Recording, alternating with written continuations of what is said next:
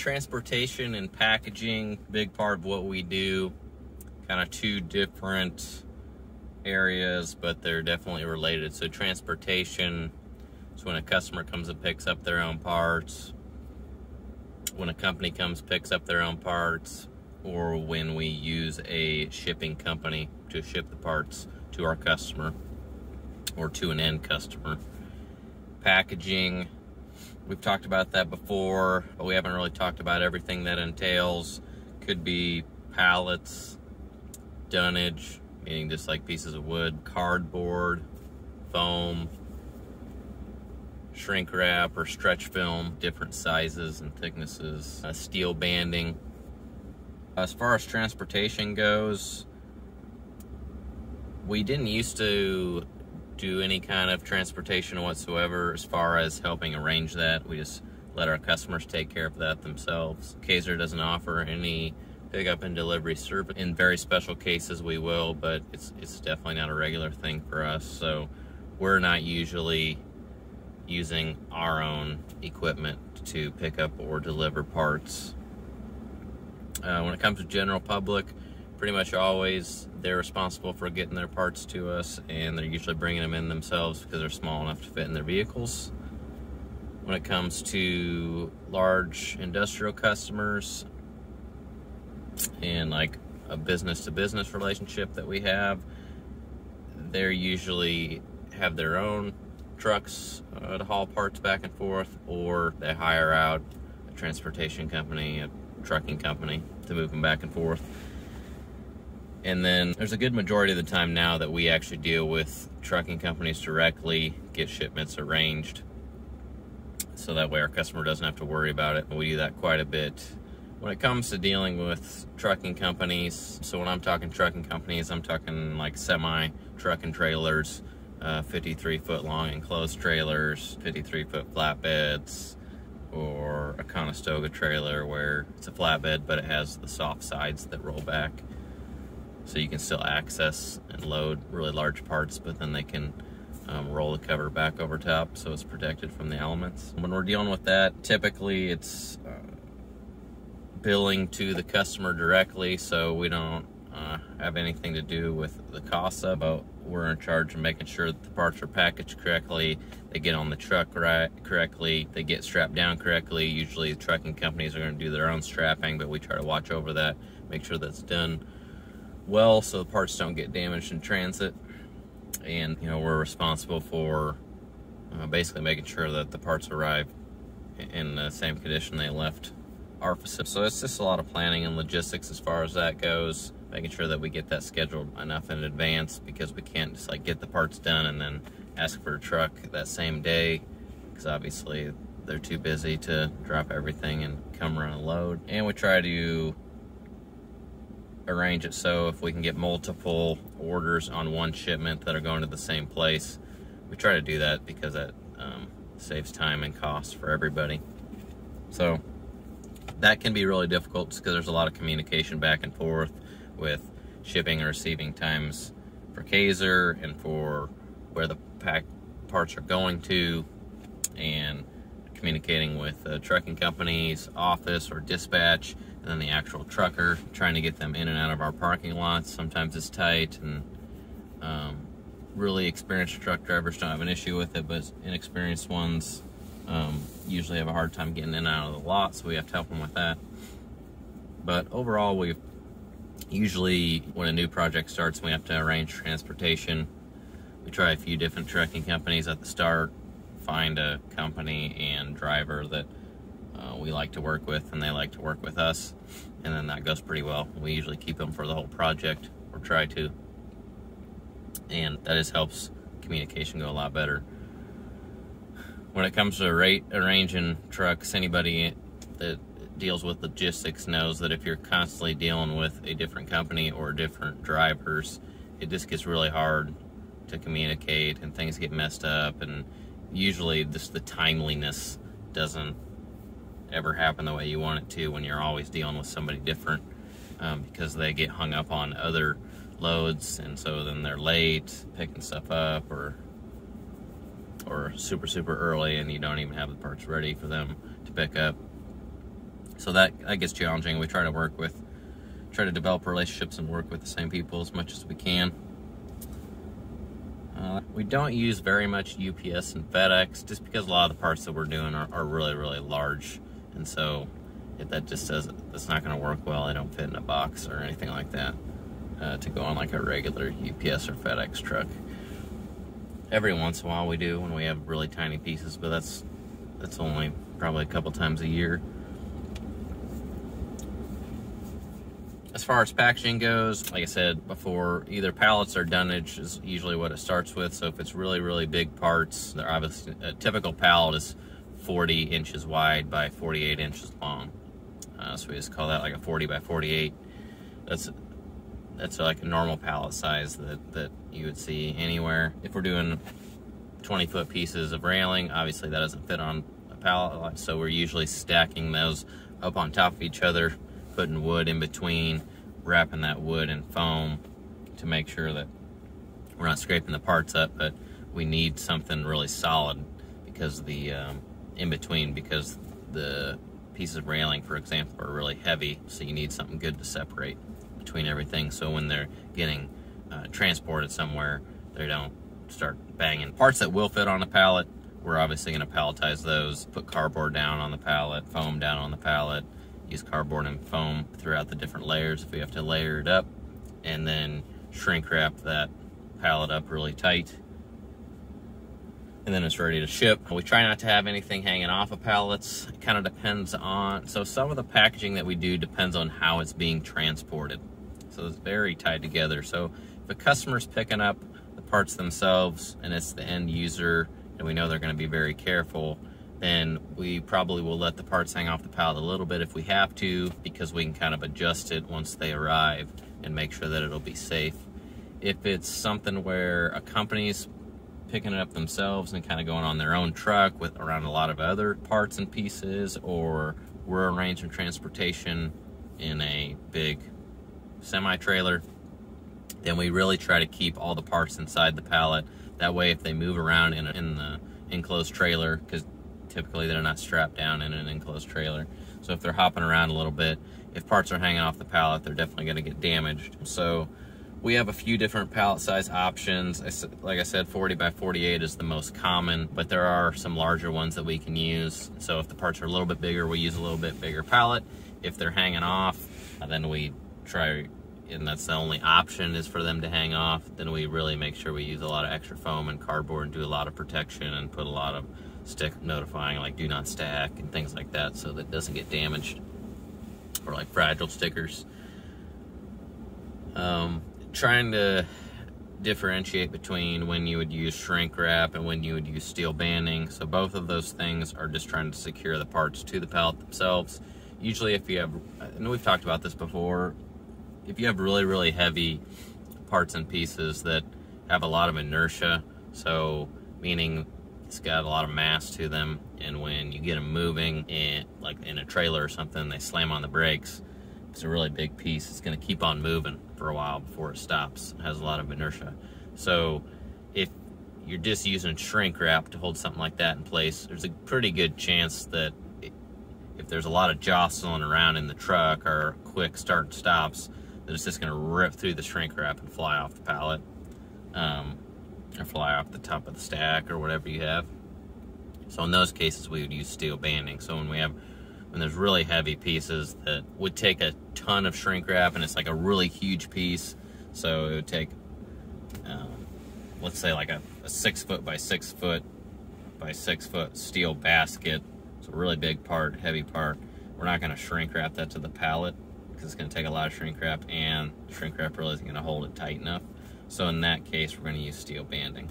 Obviously, you can't just run the steel bands right over a powder coated part, because that would be the steel banding that's obviously going to ruin the powder coated finish. So we use foam and cardboard in between the steel banding and the part, so we make sure we protect that. Sometimes we'll use a combination of steel band and shrink wrap, just because if you don't do a good job of getting the steel banding tight enough and the part in a position where it's not going to shift, there's a chance that the banding could loosen up a little bit. Like if the part shifts, and like settles a little bit.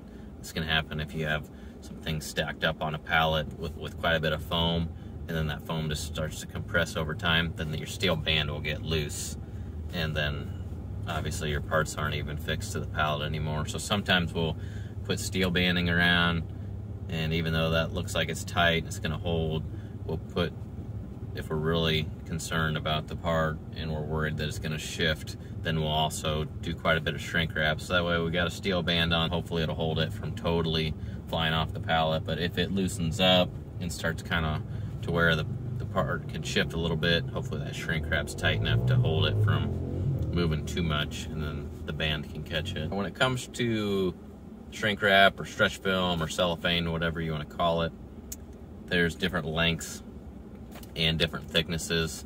It's hard to realize that there are different thicknesses because they're all pretty thin films, but if you have a shrink wrap that rips really, really easy and you can't pull it very tight, usually that means it's a thinner one. And we try to get more of the heavy duty, thicker stuff, so that way when you're wrapping something, you can really pull it tight. It doesn't do any good to go around and shrink wrap something if you're just going very loose and not like actually stretching the wrap or stretching that film as you're going. If you're just constantly unrolling the roll and you're not doing any stretching, then it's pretty loose on the parts are going to be pretty loose.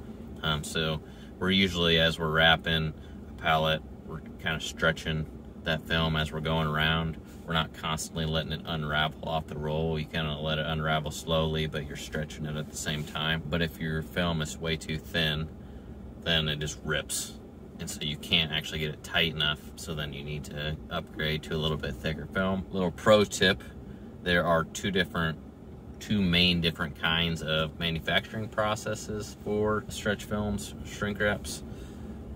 Cast and blown are the two different ones, and I'm not going to go into too much detail on that. I'll just give you that little nugget that there are two main different options. Cost differences in both. The one that is cheaper is not as durable. So if you're interested, look into that or message us and I can give you a little more information. We use the heavier duty of the two because we need to be able to stretch it pretty far and tight when we're wrapping it, and we don't want it to break. Different lengths of stretch film. Usually a common length is 18 inches. That's the big ones that you see that are about, shoulder width probably apart. And then there's like 5-inch, so it's the little tiny ones. Usually have a handle sticking out the side of it. And so if you're wrapping small parts and small little bundles of things, the 5-inch works really, really well. If you're doing a whole pallet, 18-inch works. When it comes to steel banding, there's also a lot of different options. Just do a Google search and kind of familiarize yourself with that. There's different thicknesses of the band, the steel band, and then there's different widths of it as well. So if you're doing, basically, if you need something really heavy duty, you get thicker and wider. There's also plastic banding. We don't do anything with plastic banding, but I know it's pretty popular, and I just haven't looked into it much. I assume the materials are a little bit cheaper, but you have to have a special device to actually tighten and then crimp or melt the plastic into place so the band stays tight. It's usually a different process than the steel banding is. So basically when you steel band something, there's a tool that you ratchet the banding tight, and then you put a clamp on it and clamp it so then the bands can't move anymore. And then you take your ratchet off and you're good to go. The plastic is similar, but it's just a little different process. Cardboards, a lot of different options on that. We just stick with the same size as a pallet, 40 by 48, corrugated. And I forget what the thickness is off the top of my head, but it's just like a regular thickness of cardboard. There's options to get like what I would call cereal box cardboard, so it's, that's very thin. It's not corrugated. That's just a little bit too thin for us. Doesn't have enough cushioning, so we don't use that. But that's an option for people if they want to do. There's all kinds of different cardboards out there. We get a few different custom sizes cut for ourselves just because there's certain parts that we package on a regular basis, and we are always having to cut the big 40 by 48s with razor blades instead of just doing that all by hand. It was way cheaper to just get it ordered pre-cut. So look into that. There are all different sizes and shapes. So when it comes to foam, also a lot of different options. Mainly is going to be like the widths of the rolls and thickness of the foam and then if you want it perforated or not, and like how often you want the perforations. So usually foam comes in like a tall bundle, and there's, depending on how wide you want your rolls to be, that depends on how many rolls are in a bundle. For us, we get 24-inch wide rolls, and then 3 of them come in one bundle. We use a couple different thicknesses. Common thickness is 1/8 inch and 32nd inch, and then 16th would obviously be right in the middle of that. So those are 3 pretty common foams that most places carry, and we call usually with thin foam and thick foam. So if it's something really important and heavy, we're using thick foam. If it's something really thin and really tiny, the thin foam works better to wrap up tiny parts. So that's how we kind of pick between the two. It's just whatever works best for the application. And we always like ours to be perforated because it's easier to pull off the roll. And we've just kind of settled on 24-inch wide roll is pretty common as far as I know. And so that's usually all the rolls that we get are 24 inches wide, and then they have perforations every 12 inches because that's just how it comes. So that's how we take it. But there are all different kinds of options for foam and different shapes and sizes and thicknesses, and there are different actual material types of foam.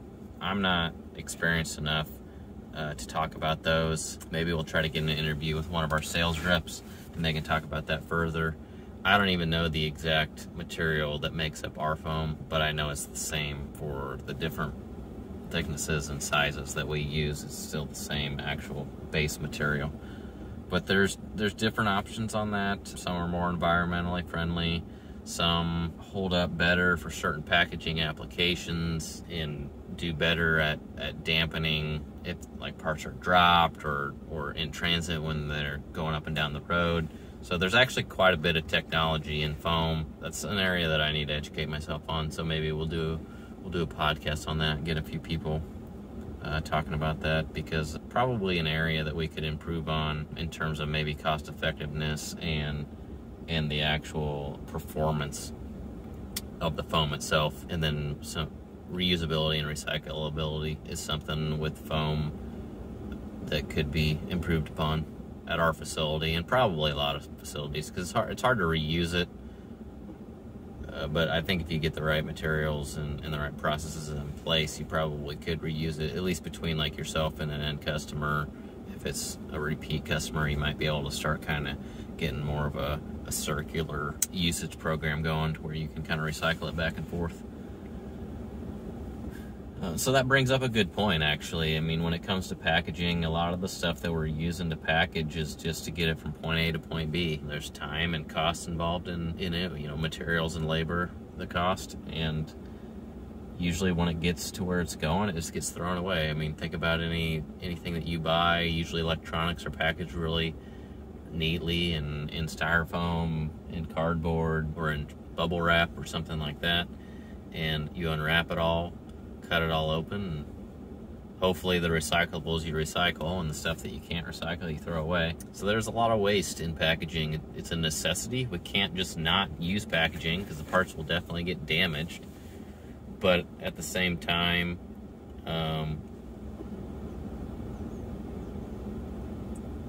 so we can't not use packaging because the parts would just get damaged in transit. But at the same time, I think everybody could probably do a better job thinking about how the packaging is going to get disposed of and how maybe we could reuse it. We might be able to save costs if we get some reusability going. But that takes a lot of communication and a lot of working together between point A and point B. And realistically, it's probably is only applicable to projects that are repeatable, go over and over again, where you can kind of keep reusing the same sizes and thicknesses and shapes over and over. If you're doing a huge piece of railing and then like a tiny car part and then a wheel and then a car frame, and that's all was like for the same customer, the packaging is all kind of different for all those parts. So at least the sizes and shapes and how much you're using, so that's going to be hard to recycle back and forth.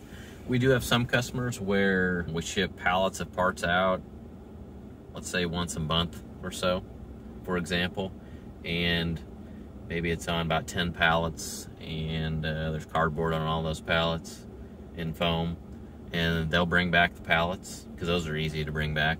Bring back the cardboard if it's still in good shape, and maybe sometimes the foam. But the foam is just, you're using so much of it, and it doesn't package. It comes off the roll great, but it doesn't really go back on a roll very well.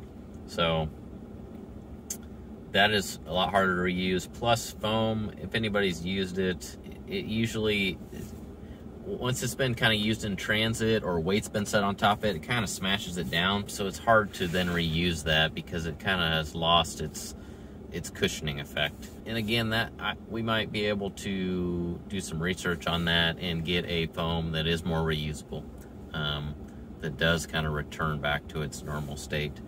Maybe that means that product's a little more expensive to begin with, but you can reuse it over and over, so it's cheaper in the long run. So there's a lot of sustainability factors or issues or ideas when it comes to packaging that, now that I'm talking about it, I probably need to think about it a little bit more and get involved with that, and start reaching out to other people in the industry, see how they're doing it. I'm sure there's some people out there that have gone through it and really focused on it.